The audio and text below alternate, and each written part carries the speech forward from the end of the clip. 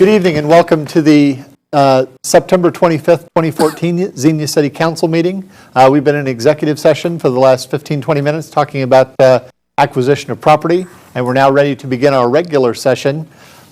We will be led this evening by Reverend Gary Chapman from Zion Baptist Church, followed by the Pledge of Allegiance led by Councilman Kalp. If you would see him. Oh, he's not here. Aha. You may be here, but I don't see him. Okay. Well, let us begin the council meeting this evening with a moment of silence, followed by the Pledge of Allegiance led by Councilman Kalp. If you would rise with me.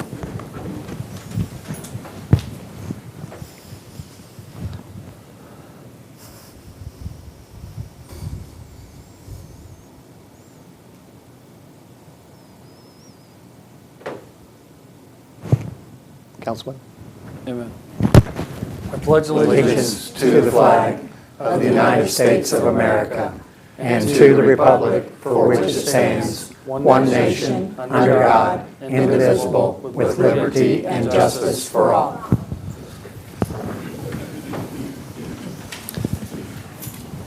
Thank you very much, Councilman Kalp. May I have roll call, please? Vice President Long. Here. Councilman Kalp. Here. Councilman Louderback. Here. Councilman Smith. Here. Councilwoman Mills. Here. Mayor Bayless. President Engel. Here. I'd like to make a motion to excuse the mayor. Thank you very much. Have a motion to excuse the mayor from this evening's meeting. Second. Second by Councilman Kalp. Any discussion or question, please? Hearing none, roll call. Vice President Long. Aye. Councilman Kalp. Aye. Councilman Louderback. Aye. Councilman Smith. Aye. Councilwoman Mills. Aye. President Engel. Aye. Motion carried. Thank you. May I have a motion, please, for approval of minutes for the September 11th, 2014 executive and special session, please? So moved, Mr. President. Moved by Councilman Louderback. Second, please. Second that. Second by Councilman Smith. Any discussion or questions on the minutes, please? Seeing none, roll call. Vice President Long. Aye. Councilman Kalp. Abstain. Councilman Louderback. Aye. Councilman Smith. Aye. Councilwoman Mills. Aye. President Engel. Aye. Motion carried. Now a motion, please, for the September 11th, 2014 regular session. So moved. Moved by Councilwoman Mills. Second, please. Second. Second by Councilman Smith. Any discussion or question on these minutes, please? Seeing none, roll call. Vice President Long. Aye. Councilman Kalp. Abstain. Councilman Louderback. Aye. Councilman Smith. Aye. Councilwoman Mills. Aye. President Engel. Aye. Motion carried. Thank you. Now we have an opportunity for a couple of special presentations this evening, being led off by Rumpke, Look Who's Recycling, contest winner, please. Good evening. My name is Brent Boyle. I'm your municipal rep. I deal with Brent Merriman quite a bit and Josh Jones. This is Sarah Collin, who's also with Rumpke. Just a few things. Rumpke's been recycling and curbside service for 10 years now in Xenia. And this program that we're about ready to lay out is to improve that and get numbers higher and divert more recyclables from the landfill into recycling. Everybody in Xenia, just so everybody knows, can have 2 bins at no cost that's supplied by Rumpke. We pick up the recyclables weekly along with the waste. There's no sorting required, and this is something that's, I wish we had longer. We have 5 minutes, we were told, but has really changed. And I know Brent and Josh has both been down to our recycling facility, and I think they would both say it's pretty impressive what we can recycle now to what it was 20 years ago. And something that's also just a quick note, you don't have to remove labels, and so many people still think you got to remove labels or you can't recycle pizza boxes or I got to wash my cat can out or my dog food can. And none of that is true at this point. 20 years ago that was true. It was very labor intensive, hands-on recycling, and it's not that way anymore. It's all done, as Brent and they both saw, is automated, very hands-on, very few people actually touch it. So on that, I'll hand it over to Sarah. Thank you. Josh, if you would advance it just to, we wanted to take this opportunity, one more. Thank you. We wanted to take this opportunity to just quickly review what all you can recycle because if you haven't been, you might not realize just how much recycling that we all generate at home on a daily basis. For example, almost any kind of paper that you might produce at home, from your junk mail to your phone books to even clean pizza boxes, as he said, can go in your recycling bin. Glass bottles and jars of any color. And we take cartons, so milk cartons, juice cartons, things like that. metal cans, even aerosol cans. And plastics are a confusing point, but it's actually very simple. We don't worry about the numbers on the plastics. As long as it's a bottle or a jug, you can put it in your recycling bin. So that's really a lot of the materials that come out of our homes. And by recycling these things, and it's free for Xenia residents to get a bin, we can divert recyclables from the landfill. So if you want to go ahead, I wanted to show you our program that we've recently launched called Look Who's Recycling in Xenia. And we really appreciate Mr. Merriman and Mr. Jones working with us to get this implemented. And it's basically a pledge program. So what we want to do is ask residents to take this simple pledge to recycle more at home. And by doing that, they are automatically entered into drawings for $100 gift cards. So you can access the pledge on the city's website. It's located under the news section. Or we can provide you with a direct link at your request. But we're working on getting this more accessible to everyone, like setting up a kiosk in the lobby. We've talked about doing something even with the library, so just getting the word out. And what happens also is when we pull out a winner, we want to recognize that person. That's why it's called Look Who's Recycling. So at this time, I want to go ahead and bring up our first winner. This is the Baxter Wilkinson family. Crystal Wilkinson, Jason Baxter, and Drake. And they were selected as the first winners of our contest. So we want to recognize them by giving them a $100 gift card to Willie's Sports Cafe. And then also as part of the program, we are going to be running an advertisement in the Xenia Gazette. So hopefully this will encourage others. Okay.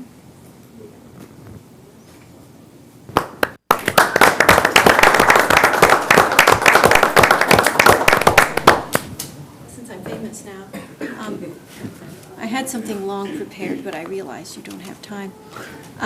So to cut it to the main points, I hope my luck at winning will encourage the City of Xenia offices, all of Xenia's businesses, and citizens to actively use recycling to the fullest extent possible, because it's very, very easy. Even the EPA has a food recovery challenge for businesses and grocery stores.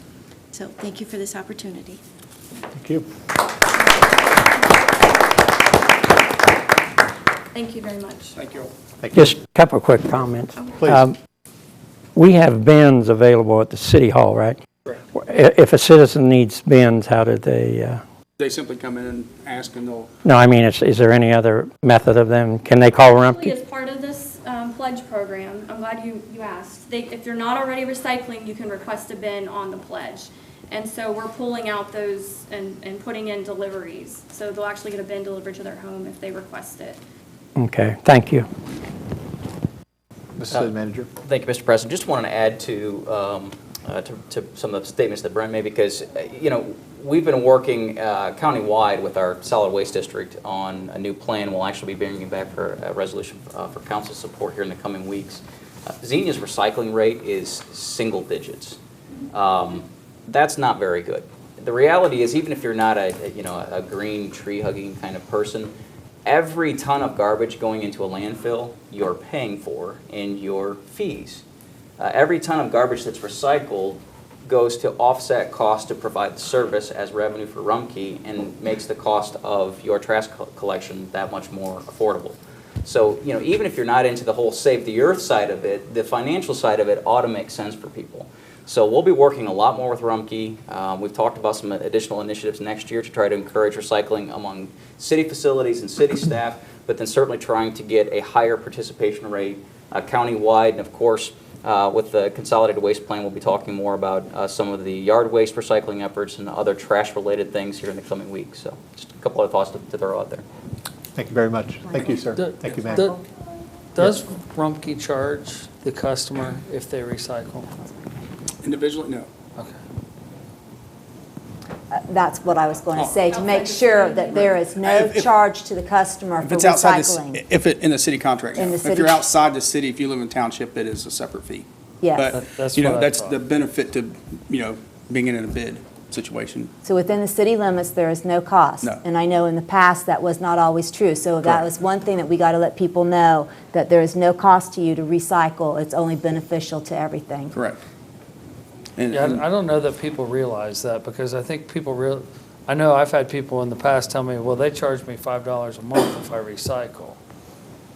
Well, if you live in an area that's not part of a municipal contract, there is usually a small fee because that cost has to be incurred for us to Right. provide the service. But in a situation like this where we're able to roll it into one, there's no extra cost. In a subscription service, so if you're in a township, we may pick up your house, but we may have to drive a half mile or a mile to get the next customer.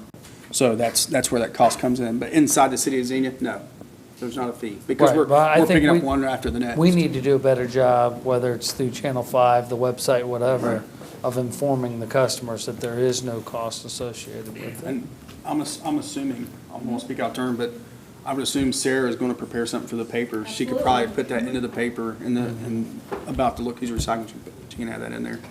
Michael? Could you, please? Just a quick question, the Yes. procedure when you recycle, Yeah. is it okay, like, I collect a lot of bottles in a bag. Do I need to dump them back out of the bag? We would like you to, Okay, because that is one thing that the machines have not been able to do is tear open those bags. that's not a problem. But there is plenty of people, and I'm just as guilty because of the way my house is laid out. I am really bad about putting them in a bag and then take them out to my recycler. So I can't say I always dump them out, but it'd be great if you did. I'll throw out there, we had the opportunity to tour both the recycling plants that Rumpke has in the region, and I mean, they are state-of-the-art, sophisticated, and one of the things that at both plants they pointed out was one of the biggest problems they have are plastic bags. Yep. They really tie up a lot of the machinery.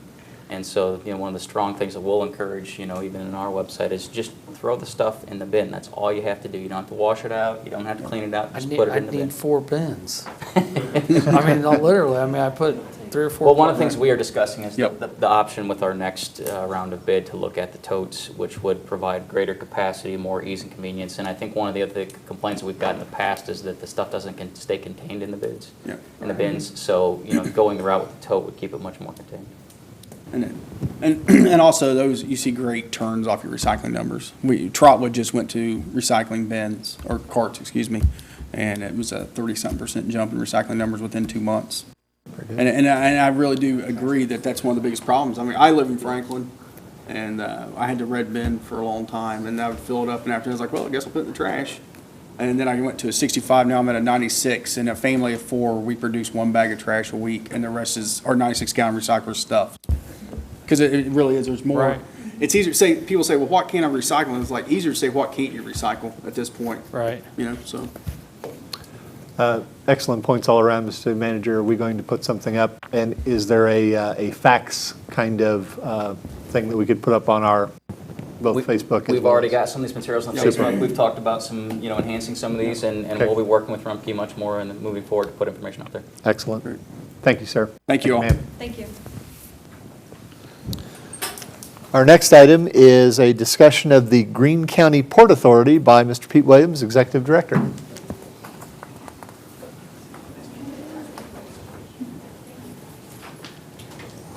Well, good evening, council members. Thank you for giving me some of your time this evening, and I also would like to thank the city manager for inviting me this evening. So I'm Peter Williams. I'm the Executive Director of the Greene County Port Authority, and I'm also the Director of the Greene County Department of Development. Provided a slideshow that has a good amount of information in it. I'm going to try to cover a lot of things, but if at any point you guys have questions, just go ahead and stop me. And then, of course, I'm available, tomorrow on the phone, through email, whenever. My office is right across the way to discuss this stuff further. And I know that, as I've mentioned to the city manager, I work hand in hand with Steve Brodsky. There's probably not a week that goes by that we don't talk 2 or 3 times. So a lot of these things, Steve and I work with very closely. So I just want to make sure everybody is aware moving forward that a lot of this information is stuff that I've already covered at a staff level with your staff, whether it's Mr. Brodsky or Brian Forshner, city planner. So a port authority is a really poor name for what we actually have. It's not a seafaring port, it's really a finance authority. The state of Ohio set these up, you can go to the first slide. The state of Ohio set these up to allow city governments and county governments to stimulate private sector growth, making funds available to subsidize and finance the cost of infrastructure improvements mostly. But from that, the original port authorities in Lucas County and Toledo and Cuyahoga County and Cleveland has come ports in about 22 different counties in Ohio that are mostly used to stimulate economic development. They're used to facilitate job-creating projects through structured financing options, and they can also administer grants and incentive programs at a state level, and they can also directly undertake redevelopment projects. A port authority is a public entity created under agreement by one or more political subdivisions in ORC Chapter 4582. In this case, it's created by the Greene County Board of Commissioners, and the geographic boundaries are the entire county. Once a port's created, it's governed by a board of directors. In our case, we have 7 members on our board of directors that come from just about every part of the county. We try to get a diversity of geography as well as a diversity of person on the board coming from different types of industries and different experiences. And the board of directors approves projects that the port undertakes. We recently appointed 6 new members of the port in June. So, as I mentioned, the area of jurisdiction of the port includes the entire county. We do have the power to go outside the county when invited by a municipality, village, or township, and with the permission of a county that might already have a port to bring type of benefit to a deal, and I'll get into those in a minute here. Port authorities, in that vein, are really models for regional collaboration. Not every county in Ohio has a port authority. Where we're located now, we have a port to our west in Montgomery County, to our south in Clinton County and Warren County, and Clark County to our north is part of a consortium of counties that have a port that's based around rail. But Fayette County, for example, to our east does not have a port, and if they were looking to take advantage of some of the benefits that a port can bring, they could possibly come to us and ask if we would be willing to bring some benefits to them through some of this collaboration. As I mentioned earlier, the power that the ports are derived from come from ORC. They're laid out they're laid out in a very broad sense. We can undertake most projects that have some type of economic development benefit, and there's very few projects that we won't take a look at. Now, that's not to say that we can help everything, and I always stress to folks when I talk about ports, they are not a one-size-fits-all. A port authority and a county can't make a bad project good, but it can make a good project great.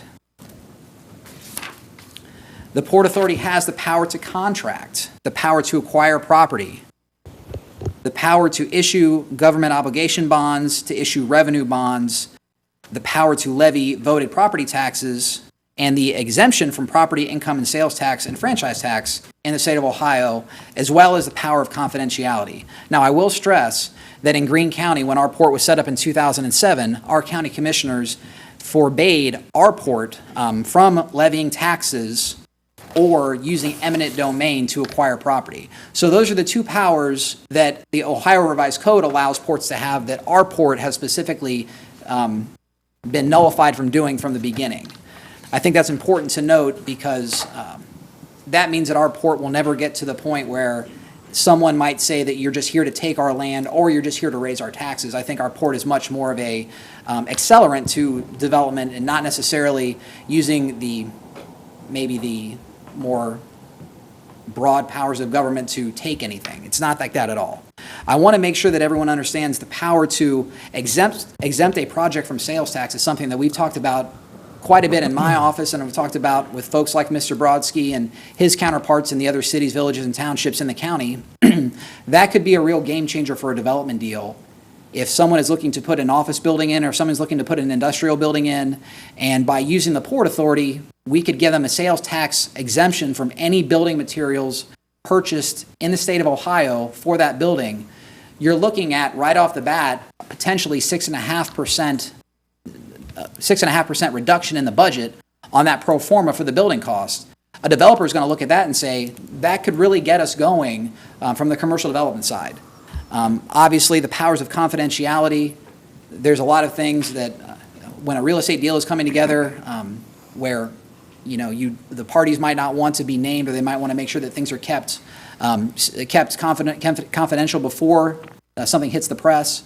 And the Port Authority has that power to do where maybe in a government function, elected officials or a government official might not have the power to do all the time. So that's something that's attractive to a lot of people on the development side. I'll kind of speed through these parts because I've covered them a lot so far. Ports can loan money, they can acquire, construct, maintain, equip property, they can sell, exchange, lease, convey property with options, they can guarantee obligations, they can facilitate off-sheet balance financing, and I'll cover those in a minute. Those are called synthetic leases. They can provide additional security for a transaction. They can act as recipient and/or administer grants at a federal and state level. And they can exercise powers of another political subdivision on behalf of that subdivision. In our case, though, our port will not exercise the power of eminent domain. We have the power to facilitate transactions. As I mentioned, our port can issue bonds. We can issue industrial revenue bonds. We can also back TIFs or special assessments with our revenue bonds. So the port could be a catalyst on a deal where maybe a city government or the county government or a township wanted to TIF an area. The port might be the entity that comes in to issue those bonds, provided that there's the proper guarantees. If the county doesn't want to take on the bonds, or the bonding capacity, or the city didn't want to, the port can be a nice third option there. We can also do conduit loans. This is something that we did just last month. It's basically exactly what it sounds like. A conduit is just a pass-through. So the Port Authority is allowed by law to issue tax-exempt bonds to approved nonprofits. In this case, Wright State Physicians Group on the Wright State University campus wanted to refinance about $10.5 million of building debt, and we were able to offer them very favorable rates. So they came through the Port Authority. We essentially issued the bonds with the backing of a private lender, and we're able to save them somewhere in the neighborhood of $3 million over the next 20 years. Simply by being able to issue those bonds tax exempt. That's a power that the port has, and because we knew it was going to be a benefit to a local organization, we were more than happy to do it. We collected a small fee for that transaction, and the Wright State physicians were able to save about $150,000 a year for the next 20 years. We can issue revenue bonds. I'm going to breeze past that one. We can facilitate transactions. These next two slides I want to cover a little bit more extensively. The port can own a building that it then leases back to an entity to help that entity with their balance sheet, to help that entity with their debt service payments that they might have to make on a building. The port could essentially build and own a building that we convey back to an entity for a period of time at little or no cost to help that entity, an organization or business, with to move the economic development meter in the right way. We can do that through what's called a true lease, an operating lease, or what's called a synthetic lease. A synthetic lease or a capital lease is where the port would own a property for a term that's predetermined by both parties, and then essentially conveyed back to the end user to allow that end user the use of the building, but not necessarily having to make full debt service payments in the beginning, kind of structuring those payments to allow that maybe organization or company to get on their feet as they move into a new building. Ports are able to do that as long as the finances make sense. And as I mentioned earlier on financing transactions, the sales tax exemption that we can bring to the table is a power that the Warren County Port Authority, for example, has been using very aggressively with I would say a high level of success. Because again, you're telling a developer that by doing business in your county and doing business with the Port Authority, we're able to trim a percentage off of the building costs right off the bat. And for the development community, that's very attractive. Now, again, it's not a one-size-fits-all, and it's not something that we can use all the time, but when it does work through the financing package or the deal that we strike with that company or with that development deal or that project, it could be a real catalyst for growth. And on the power to facilitate transaction, the type of projects that are facilitated by port authorities, manufacturing, distribution, office headquarters, educational and recreational facilities, along with healthcare, retail, parking garages, government and infrastructure projects. I don't want to speed through all of that, but what ports do in a large part of the state, they fund infrastructure. So a port might come in to a greenfield site, and they might help finance the water, sewer, and streets that go in to help a development get up and running. Where a county or city or state might not necessarily have the funds to do that, the Port Authority might be able to come in and offer those bonds at the beginning if the area's tipped, for example.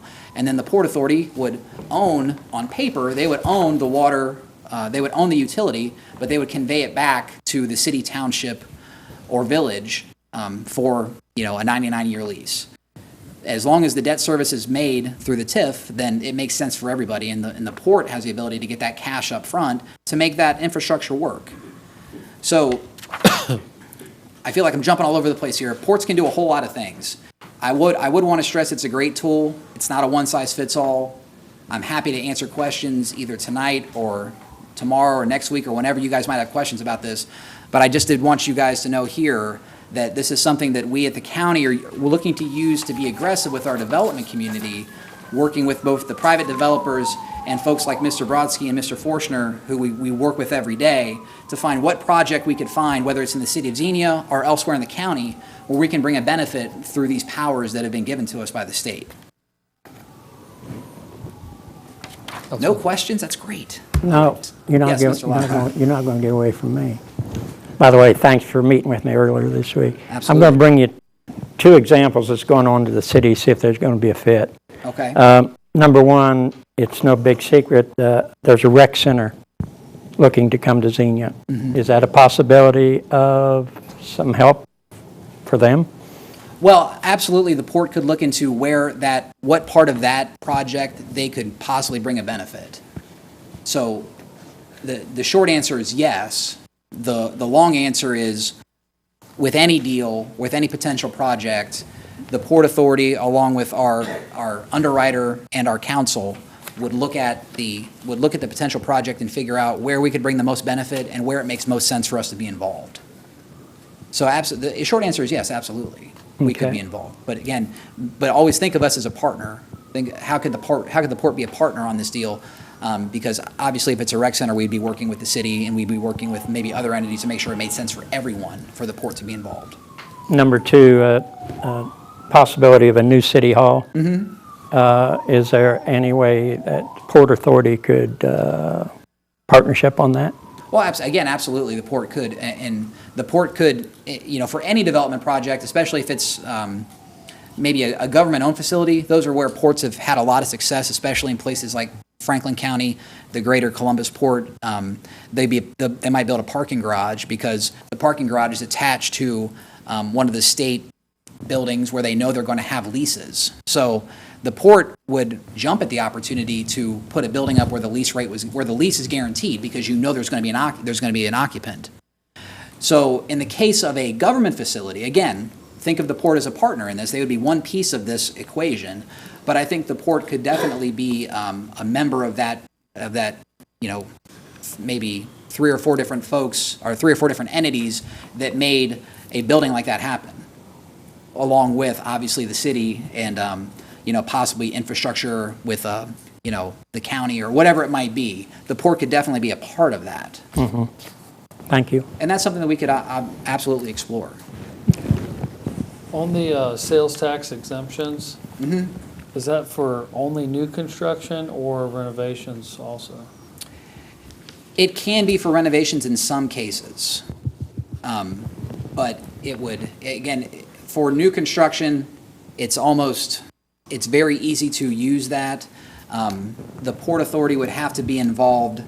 The reason that it would be easy for new construction is because in order for the port to convey the sales tax exemption to a end user, the port would have to have some type of interest in the property, which would mean that the developer or the end user would have to essentially convey an interest in the property over to the Port Authority that we would then essentially hand back over. We would have to be involved in the transaction, even if it's only on paper. That wouldn't be as easy. That's not as easy to do on a rehab. It's very easy to do on new construction.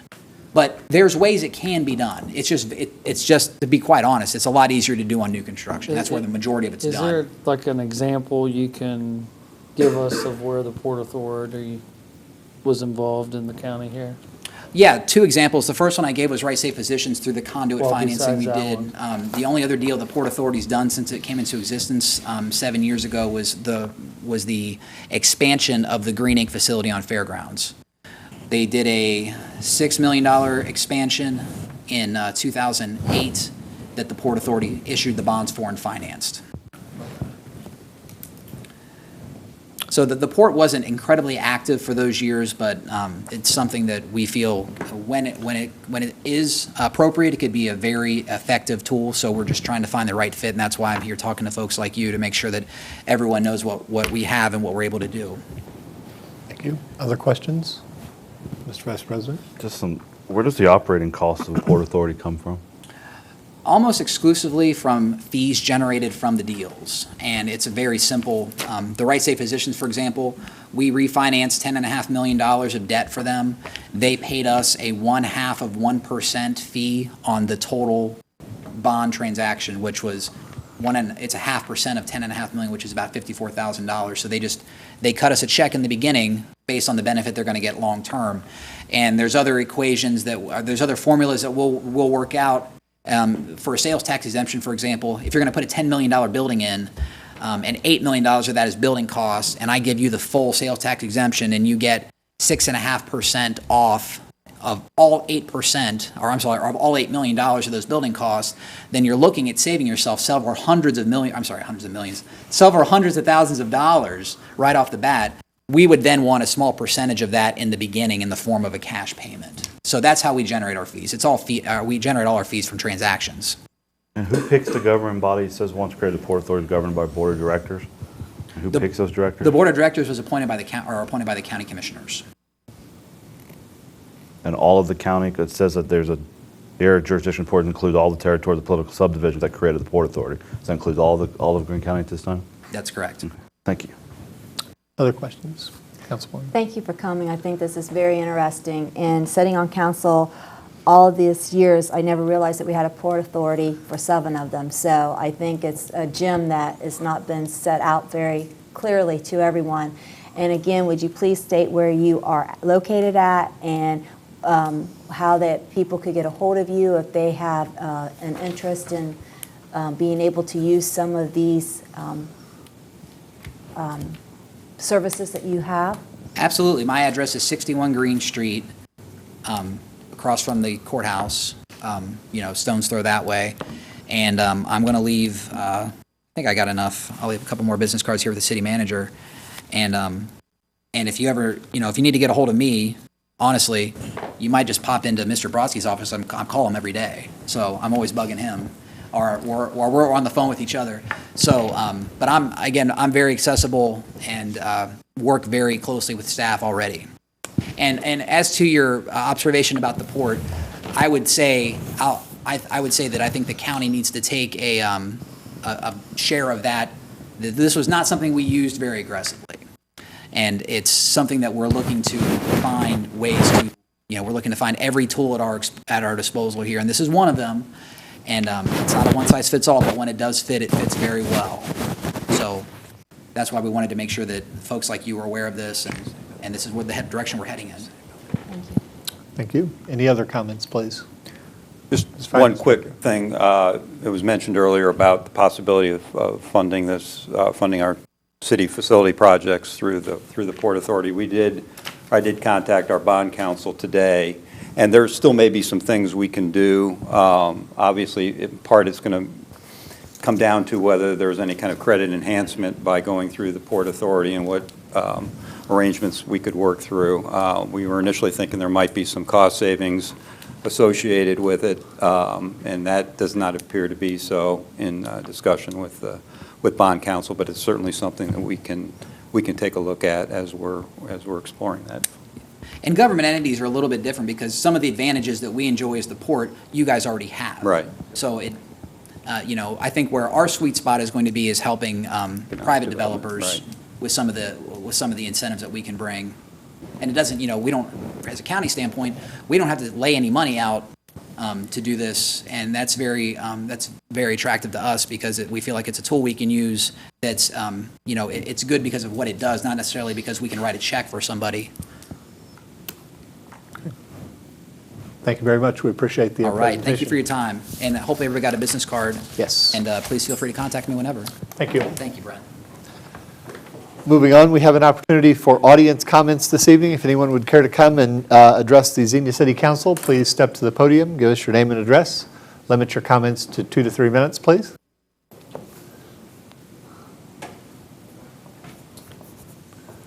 Good evening. Eric Holtvogt here this evening on behalf of Dayton Power and Light. Thought it was a great opportunity to just stand up for a second. With everything we just heard, DP&L is rolling out some new economic development grants program. They're kind of starting some presentations and things. The first, I think. We invited some of the from the city, but some of the things I'll just read here. It's a partnership within communities, local and regional economic development organizations. DP&L will invest in programs and opportunities to promote economic development. Some of the goals, attract new investments in the region, retain businesses, create jobs. I mean, the economic development things, obviously. And some of the funds that they have set up right now, infrastructure grants, regional economic development grants, site certificates, small business deposit loan funds. This is a good program. Obviously, as DP&L, we have an interest in the West Central Ohio region to keep jobs here as well and promote businesses. You can find some more information on our website. That's dpandl.com. And that's all. Thank you very much. Thank you. Would anyone else care to come and address the Xenia City Council this evening? Seeing none, moving to reports of committees. Councilman Long, Planning and Zoning, please. Thank you. The Planning and Zoning Commission met on September 18th in a special session. I first want to thank the commission for making themselves available on typically not one of our normal meeting nights to accommodate the applicant. There's one item on the agenda, which was the commission basically endorsed the rezoning of 238 Bellbrook Avenue from B1 Convenient Shopping Business District to a commercial planned unit development, followed by the owner, Dan Wilson. This property is the former skating rink that most people in Xenia know. It previously was a holistic health school that he is looking at adding interior, what's the right word for that? Self-storage, climate control self-storage inside that building, along with continuing to offer it also as office space and lease to the businesses. I just want to make a note where Mr. Wilson has, him and the city planner took it upon themselves to meet with the public in that area. The last time this issue came before the commission, there was a lot of public. They were able to hold a meeting at the site and get a lot of the questions addressed, and thankfully this time around it went very smoothly. And I also want to personally thank, I live in that area, I want to thank Mr. Wilson for maintaining that building day by the other day, and it looks far greater now than it ever has, and probably in the last 2 decades. So that is all. Thank you very much. Any questions for Councilman Long in Planning and Zoning, please?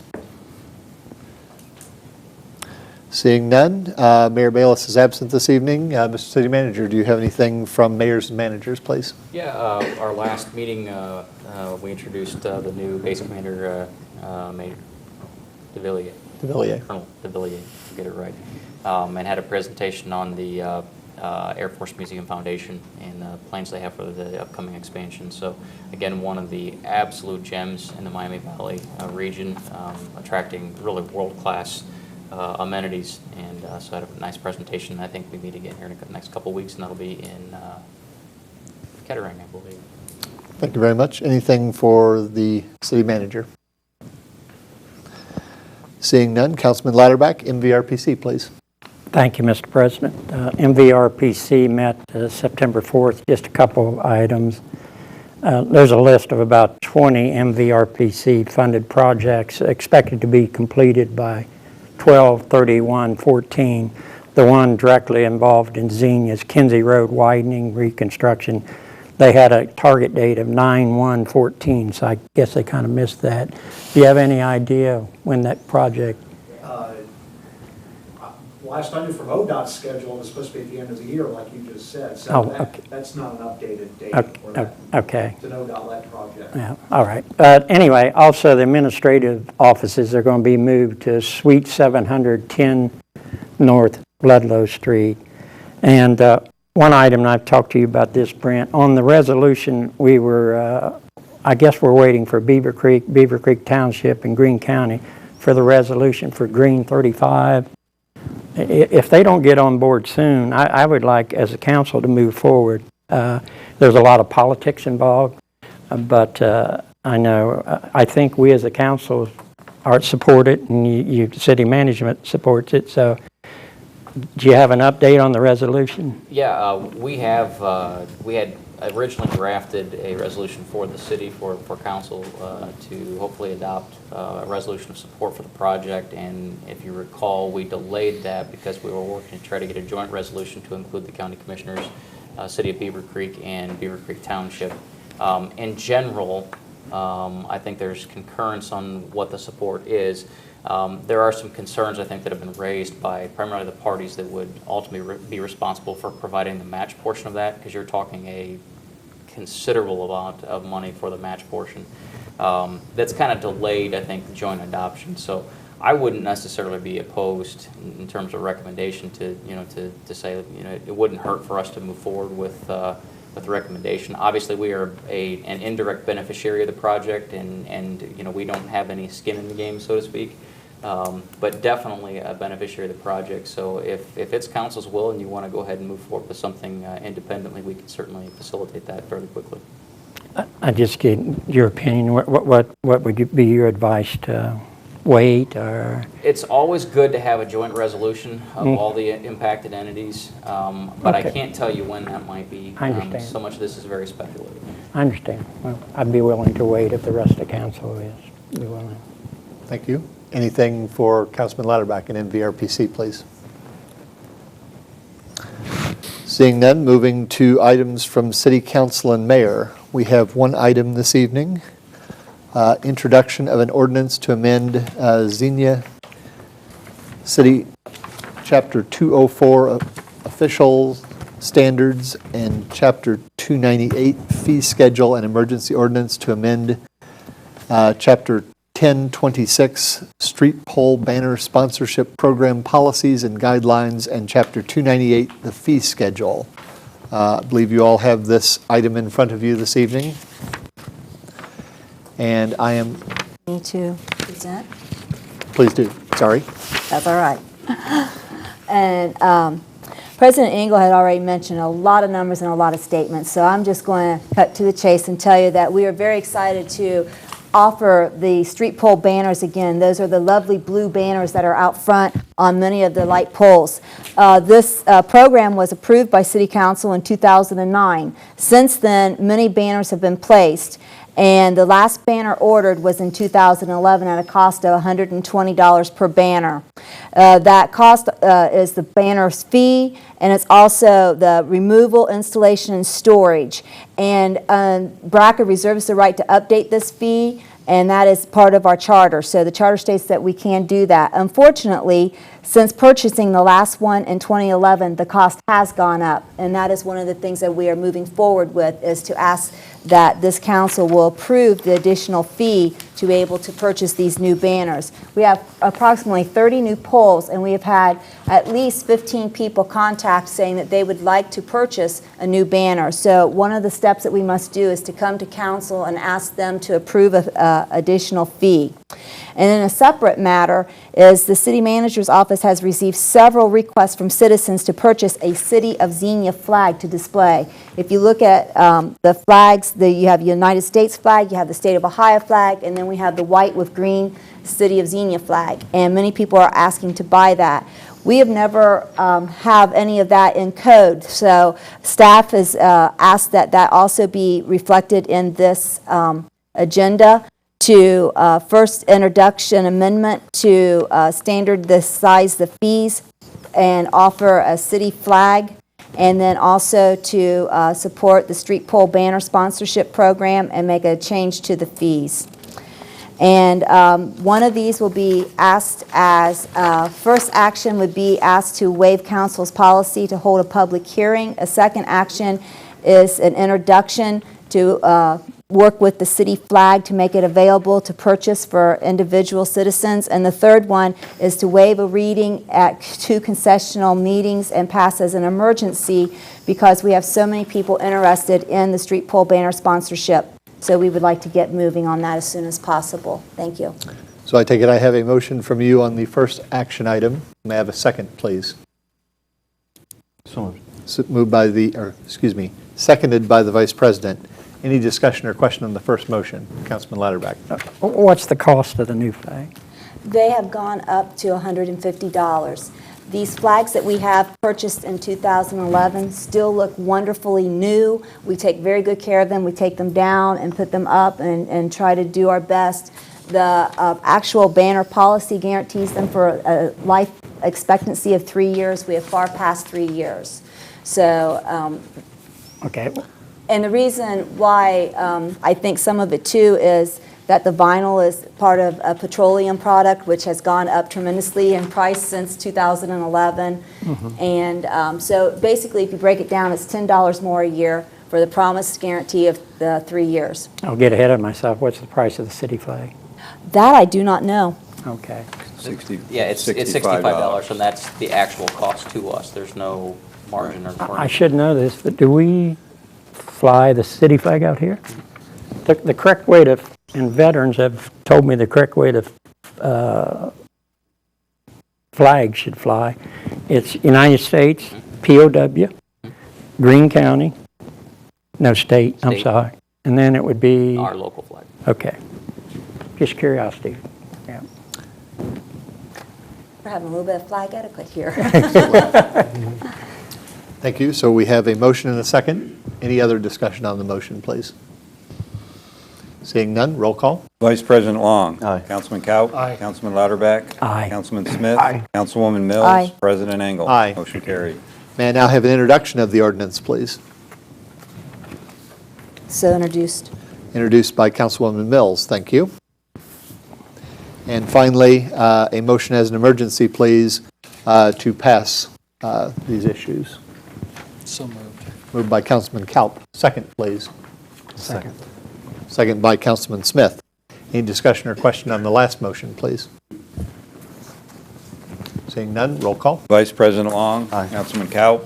Aye. Councilman Lauterbach. Aye. Councilman Smith. Aye. Councilwoman Mills. Aye. President Engel. Aye. Motion carried. Thank you. I would like to end with, now please go to the website and see how to order these banners because we're very excited to get some more new ones out there. Thank you very much. Anything else from my colleagues under items from City Council and Mayor, please? Mr. Vice President. question on the city flags, are they available now, or do you order them, or? I do think we have some available. We buy them in like large bulk. So if folks want to purchase one, immediately contact us. And if we don't have it, we'll certainly get another round ordered. So there may be some kind of a delay because we order them in bulk rather than individual. My Thank mother's you. been asking for 3 years, so I'll make sure. I had no idea. We've had 3 requests in like last week. Yeah. Very good. Anything else, please? Seeing none, moving to reports of city offices. Mr. City Manager. Thank you, Mr. President, Council. Tonight's first item is a request for authorization to sell up to 1,600 tons of roadway salt to the Greene County engineer at an at-cost amount of $99.43 per ton. As council will recall, we've had several discussions and updates on the salt situation as a result of our collaborative efforts with some of our Greene County municipal neighbors who are awarded salt bids such as us. We've decided that our role in the overall approach to sharing the available product is to provide the resource to the county engineer, who then in turn provides that material for multiple jurisdictions around Greene County. With this action, we'll be able to sell the excess quantity that we had purchased and get that cost back, revenue back for that, and then at the same time retain the amount in-house that we feel is necessary. I should also add that we are keeping a little bit of overage so that if the Xenia Community Schools or Central State University should need some additional resources, we'll have some of that on hand that we can, in turn sell to them later in the year if we need to do that. Thank you very much. May I have a motion, please, to authorize the City Manager? So moved, Mr. President. Moved by Councilman Latterback. Second, please. Second. Second by Councilman Smith. Any discussion or question on this motion, please? Just one. Councilman Kaup. Originally, we were told that we would have some additional costs associated with moving salt around and all that.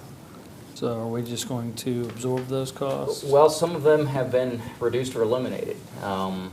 We have been going back and forth with Cargill, the supplier.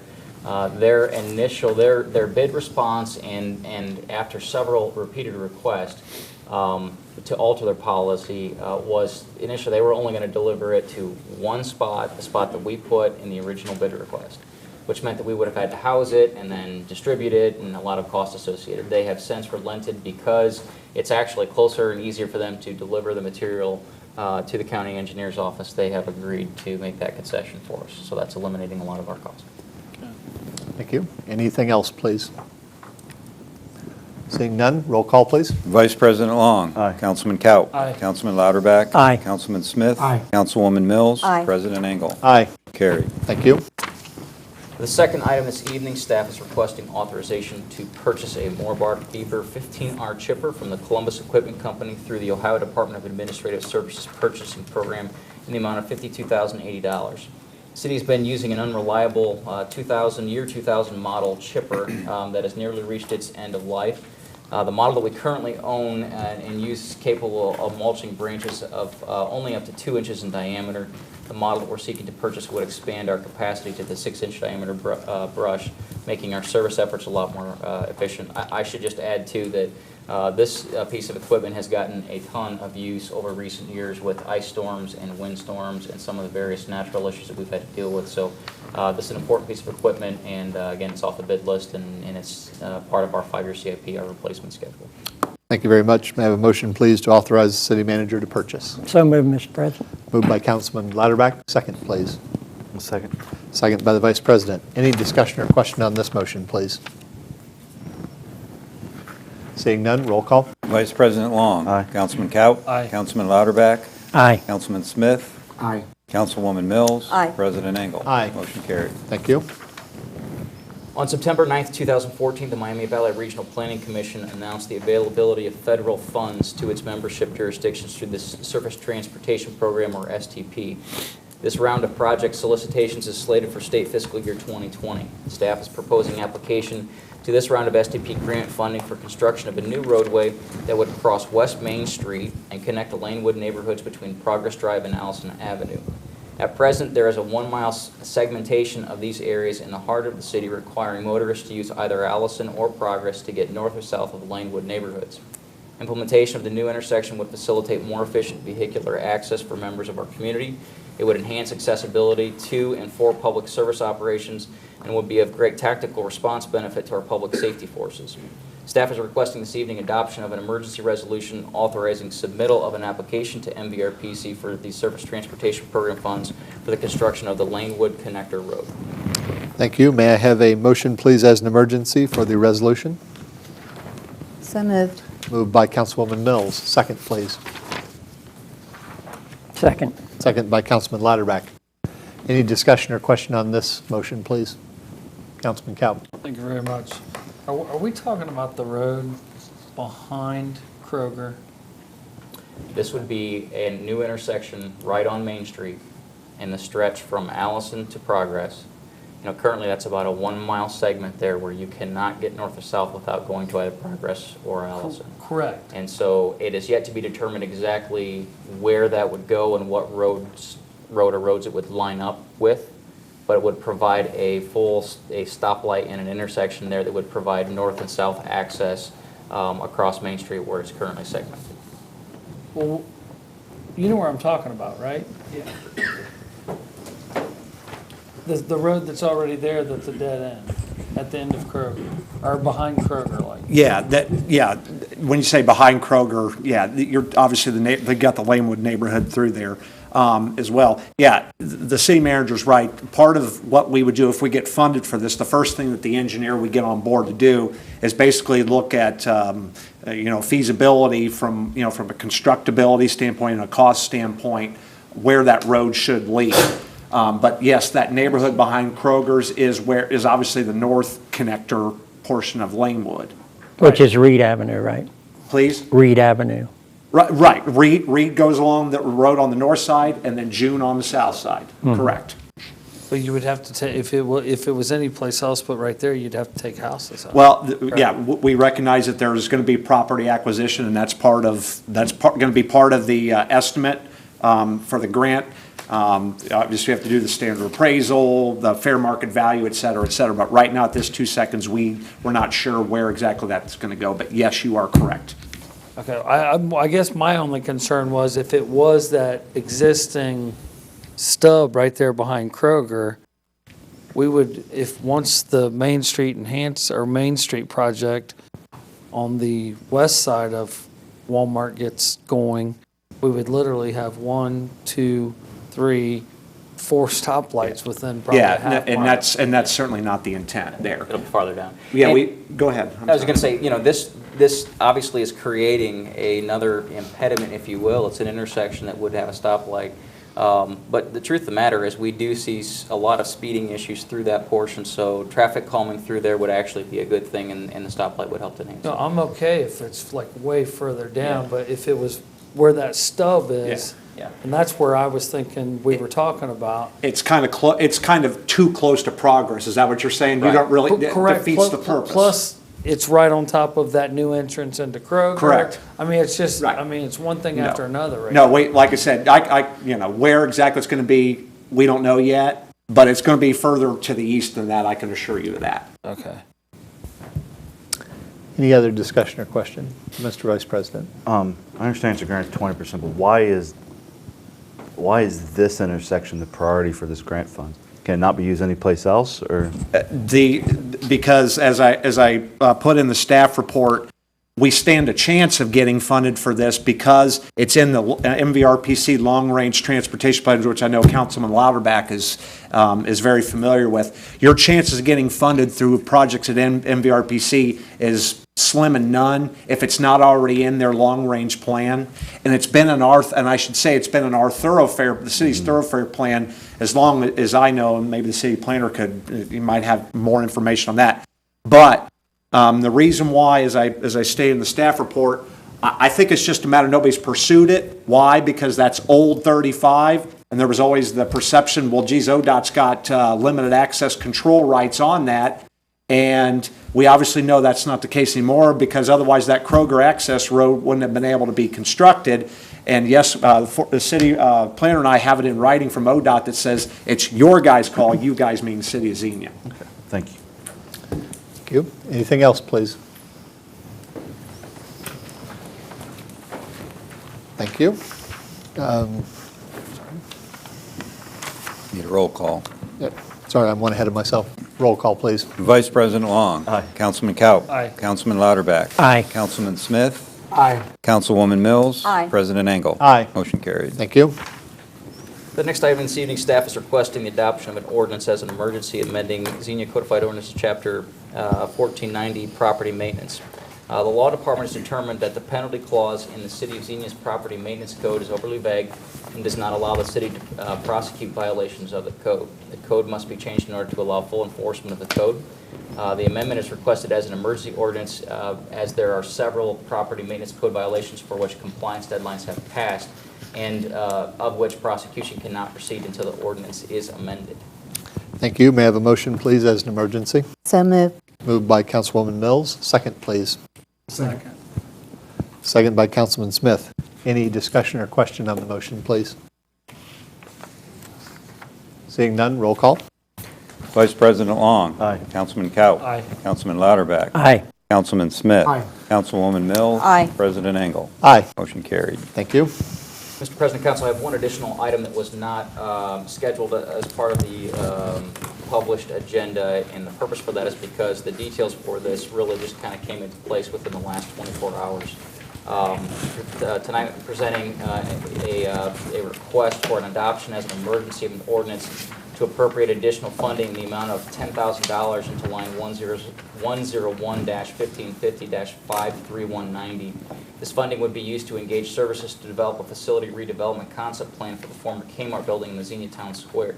Additionally, I'm requesting Council's authorization to engage a contract for professional services for the same with Creative Entertainment Concepts. As I point out in the agenda report I've provided tonight, we won't move forward with that actual contract until I have basically consensus with the law department and finance department that we're meeting all conditions that are necessary to do so.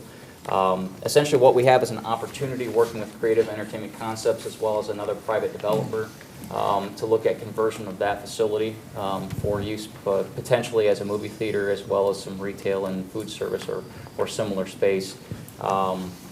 We've reached out initially to a theater, a cinema management company who has provided some really positive feedback about the local market, about the venue. So what this study would do would look at the facility to ensure the feasibility with the facility, complete the market plan, performance, so forth, similar to what we had done with the former Fulmer's building, which again, I'm very happy to report things are progressing very, very favorably in terms of moving that family entertainment center concept forward. Thank you very much. May I have a motion, please, first, as an emergency to appropriate the $10,000, please? With great pleasure, I make that motion. Motion by Councilman Lauterbach, second, please. Second. Second by Councilman Kalp. Any discussion or question on this motion, please? Councilman. Just a comment to the citizens of Xenia. This is going to be a dream come true for a lot of people sitting up here. It's going to be huge for the city of Xenia. So I'm very happy that we're progressing like we are. Thank you. Thank you. Any other comments or questions, please? Councilman. Just one that Councilman Lauterbach and I actually met with Mr. Beauregard today. And to piggyback on Councilman Lauterbach's comments, I mean, he is definitely wanting to move forward. He's got a lot of great ideas. He obviously knows what he's doing, and I'm all for redevelopment of that area through there for sure. Thank you. Thank you. Any other questions, comments, please? Mr. Vice President. First off, to see this type of private investment, interested in that shopping center is amazing. We've also already recouped some of our initial investment from the first $10,000 for the Fulmer's property. So we've already started to see some of the public funds come back in on this project. So just want to thank all involved, especially the city management and our economic development director by moving these things along quickly, helping to remove some of that red tape, get the business growing. Thank you. Anything else, please? Councilwoman. Thank you. As much as all of us sitting on council want to see this happen and want to see it happen to completion, I also must say that we are just taking steps. It's nothing guaranteed yet, so everybody keep their fingers crossed, say a prayer, but we need this in Xenia and we want it so badly. Thank you. Anything else, please? Thank you to city staff. Excellent job and great collaboration with these private developers. Thank you. Seeing none, motion, roll call, please. Vice President Long. Aye. Councilman Kalp. Aye. Councilman Lauterbach. Aye. Councilman Smith. Aye. Councilwoman Mills. Aye. President Engel. Aye. Motion carried. Now a motion. Still waiting for Councilman Lauterbach's backflip. I don't know if you see that in the middle here, but I've been practicing. Now a motion, please, to authorize the city manager to execute the agreement. So moved, Mr. President. Moved by Councilman Lauterbach. Second, please. Second. Second by Councilwoman Mills. Any discussion or question on this motion, please? Seeing none, roll call. Vice President Long. Aye. Councilman Kalp. Aye. Councilman Lauterbach. Aye. Councilman Smith. Aye. Councilwoman Mills. Aye. President Engel. Aye. Motion carried. Thank you. Just like to add, Mr. President, that to take a line from Councilman Lauterbach, we're working very hard to bring new amenities and services and opportunities to enhance those we already have here. In doing so, we need our local citizens to support these endeavors, to come out, spend your dollars in this community, support these local businesses, these local investments. This investment, if brought to completion for both facilities, is a $10 million investment in our downtown. And so we want to make sure that those are profitable investments, which will encourage future additional investment. So again, just want to encourage people to utilize these local services and be patrons to our local businesses. Well said. Thank you. Anything for the city manager this evening, please? Just two quick questions. When are we supposed to have the next update from App Architecture? I believe we're scheduled for the Second meeting in November. And you had mentioned we were going to have an economic development work session in September. When are we looking for? Yeah, I was hoping to do that in September. I'm looking now at October, mostly because we're just now getting the final reports back. I think we got one of them back earlier this week from Gain, from Greg on the marketing side, and I think based on the emails I've seen this week from Fred, we're pretty close to the additional final report out on his portion of it. So the intent all along was really to kind of coordinate this with the budget discussion, the budget processing, how essentially what we're talking about are the potential for additional expenditures associated with economic development that would go into the budget. So I'm probably looking at sometime in October. Okay, you said the second meeting in November? Yeah, that would be the Tuesday before Thanksgiving, like we traditionally do. Okay, that's what I'm. That's where we're tentatively scheduled. Okay. We And were it will be using- televised. Yeah, we were using the assumption that council will probably move that to the Tuesday as traditionally we do. Thank you. Thanks. Anything else for the city manager, please?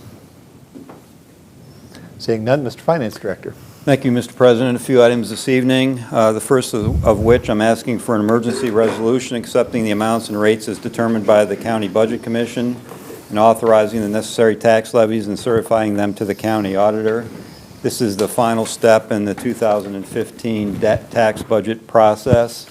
The Budget Commission is basically certifying $30,000 decrease from the 2014 certifications, obviously, with the assessed valuations going on. I think that's the reason for that, and a slight increase in our local government fund. Thank you And I'd very be happy to answer any questions you have. Thank you very much. May I have a motion, please, as an emergency for the resolution? So moved. Moved by Councilwoman Mills. Second, please. Second. Second by Councilman Lauterbach. Any discussion or question on the motion, please? Seeing none, roll call. Vice President Long. Aye. Councilman Kaup. Aye. Councilman Lauterbach. Aye. Councilman Smith. Aye. Councilwoman Mills. Aye. President Engel. Aye. Motion carried. Thank you.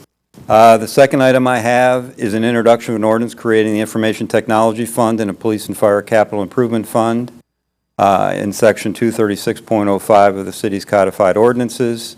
As council may recall, we asked for the creation of the Information Technology Fund in our Information Technology Strategic Plan, and we believe it will give us better accounting and reporting capacity, as well as the Police and Fire Fund, separating that out from the operations that are currently in the 270 Police and Fire Operating Fund. Will give us some better ability to control expenditures and report on things. Thank you very much. May I have an introduction, please? I'll introduce. Introduced by the Vice President. Thank you. The third item I have is a rather lengthy item, but I won't bore you with the details. Basically, the state came in and audited us for the first time in 30 years, and that doesn't mean we didn't have an audit before. We had an independent public accountant do it. We had a three-party agreement between the city, the state, and that independent, the various independent accounting firms that we've had over the years. When the state comes in, they do, having not done it in 30 years, they did a very comprehensive audit this year. They made a number of recommendations, of which we are implementing same. Some of the recommendations require council approval, so that is what is before you tonight. Basically, to go over the actions, one would be to allow the substitution of our general liability insurance in lieu of a surety bond. Currently, ordinance calls for a surety bond. Basically, we believe the liability insurance that we have had for years would cover that, so we're asking for allow that to be substituted. The second action would designate the city clerk as the council's designee to take on the public records training for the council. There's an introduction of a resolution to establish a maximum amount for a blanket purchase order. So when we go out and basically, let's say we have our electric contract with DP&L, what have you, we need to have a maximum amount for that established, which we do not on a blanket purchase order, and we're asking for that to be $1 million. Another item is introduction ordinance granting the finance director the authority to open and close bank accounts. You would think that we would have that authority, but apparently in their review, we do not specifically have that. So when we open accounts, we would like to have the authority to do that, or have me designated as the ability to do that, rather than having to come to council every time we open a bank account for whatever reason. And then there's an introduction ordinance to formally charge back costs in our utility billing internal service fund. Thank you very much. Lengthy items. May I have an introduction, please, for the first ordinance amending Section 260.18? So introduced, Mr. President. Introduced by Councilman Lauterbach. Thank you. Next motion is, I need a motion, please, to assign our city clerk as the council's designee for Ohio Public Law Training. So moved. Moved by Councilwoman Mills. Second, please. Second. Second by Councilman Lauterbach. Discussion or question on the motion, please? Seeing none, roll call. Vice President Long. Aye. Councilman Kaup. Aye. Councilman Lauterbach. Aye. Councilman Smith. Aye. Councilwoman Mills. Aye. President Engel. Aye. Motion carried. Now an introduction of the resolution establishing a maximum amount for blanket purchase orders, please. I'll introduce. Introduced by the Vice President. Thank you. Another introduction, please, of an ordinance granting the City Finance Director the authority to open and close bank accounts. So moved. Introduced? Introduced. Introduced by Councilman Smith. Thank you. And finally, introduction of an ordinance formally adopting a method of charging back costs in the utility billing internal service fund, please. So introduced. Introduced by Councilman Smith. Thank you very much. And the last item I have this evening is the schedule of bills in the amount of $807,196, and I believe a good majority of that is H&A project. Thank you very much. May I have a motion, please, to pay our bills this evening? So moved. Moved by Councilman Lauterbach, second by Councilwoman Mills. Any discussion or question on the bills, please? Seeing none, roll call. Vice President Long. Aye. Councilman Kaup. Aye. Councilman Lauterbach. Aye. Councilman Smith. Aye. Councilwoman Mills. Aye. President Engel. Aye. Motion carried. Thank you. Anything for the Finance Director this evening, please? Councilman? Just a comment. It appears to me this auditor must have had nails for breakfast, because it's kind of, to me, that some of these things are kind of silly, but that's my personal opinion. Thank you, Mr. President. Thank you. Any other comments, please? Seeing none, Mr. Finance Director. Mr. Law Director. Thank you, Mr. President. One item this evening, that is, we'd like to introduce an ordinance to deal with the Moto Own program. As you know, back on October 25th of 2012, you approved the Moto Own program, where prospective owners could purchase vacant lots from the city by mowing and landscaping the lots. The price of the lots was determined by the frontage. John Wickersham expressed interest in 209 Southwest Street. He has done the requisite number of mowings and completed those on August 9th of this year. I will prepare the quitclaim deed and have it recorded upon the transfer and recording fees from Mr. Wickersham. Asking for introduction of an ordinance to approve the transfer of this parcel, which is adjacent to 209 Southwest Street, to John Wickersham, who participated in the Moto Own program. Thank you very much. May I have an introduction, please? So introduced, Mr. President. Introduced by Councilman Kaup. Thank you. Thank you. Nothing further this evening? Anything for our Law Director this evening? I'm going to ask the question, although he'll probably direct it to the city manager. I've had a lot of people with conflicting dates on trick-or-treat night, and while I'm thinking of it, see, I thought you might just direct that to him. The official date is October 31st. So that is a Friday night. Yes, and I know that there are some concerns, and I talked to, in fact, a teacher the other day that I think there's a home football game perhaps that night. At this point, unless compelled by this council, or unless we have an imminent threat to life and property, we will keep it that night. And the reason is because we have traditionally followed the Miami Valley mayors and managers, and the group last year, after all the changes, agreed to hold it on the 31st, whatever the day of the week that happened to fall on, to be consistent.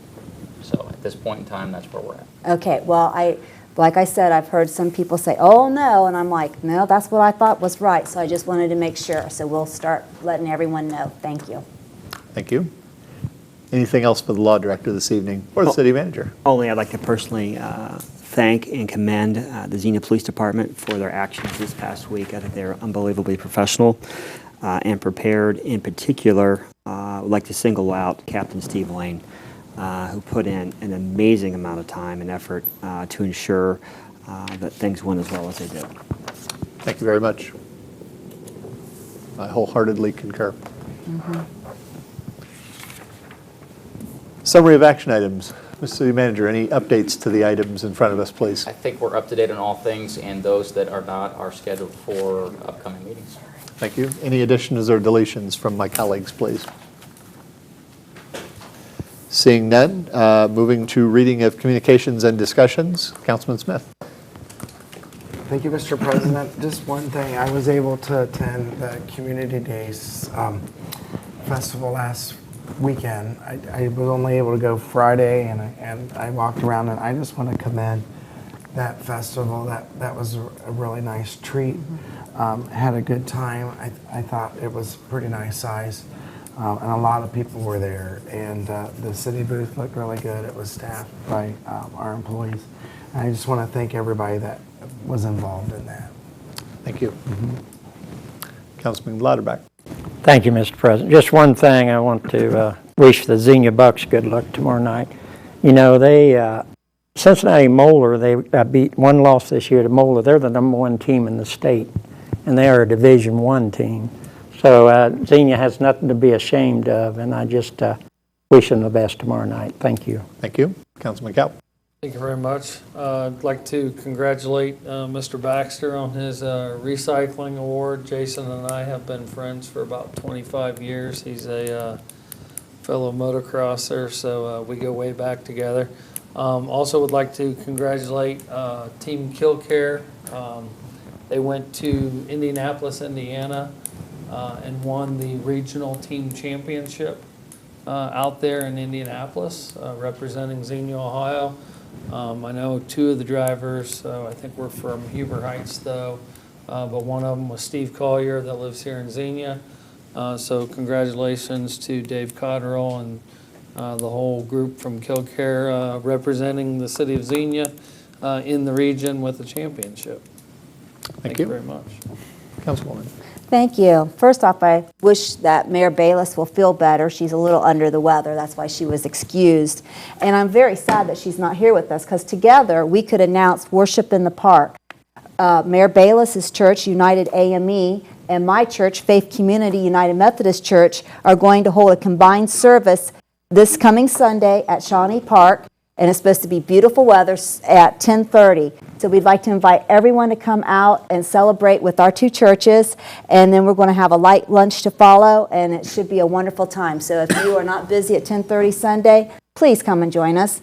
And another thing coming up is homecoming game, October the 3rd, so we will not be beforehand. So again, I wanted to remind everyone to see the young ladies and men of Xenia looking very spiffy. That is why the game's the 3rd, the homecoming dance is the 4th, and it should be a very good evening for all. Thank you. Thank you. Mr. Vice President. Just want to, I'm not sure she's watching tonight, but wish my wife a happy 15th anniversary. She allows me to do the things I enjoy. For example, be at this council meeting tonight on our 15th anniversary. That's all. You are taking her out to dinner after this. Yeah, we already went out. Oh, okay. Been taken care of. Taking the kids away for a weekend, so she gets no kid-free weekend. Thank you very much. And I have no special announcements this evening other than just to echo the law director's thoughts. I think our city safety services personnel performed superiorly and would just thank everyone for their behavior and conduct over this past week's time. If there's nothing else, I would ask for a motion to adjourn, please. Second. Moved and seconded by Councilman Lauterbach and the Vice President. Roll call, please. Vice President Long. Aye. Councilman Cowell. Aye. Councilman Lauterbach. Aye. Councilman Smith. Aye. Councilwoman Mills. Aye. President Engel. Aye. Motion carried. Thank you.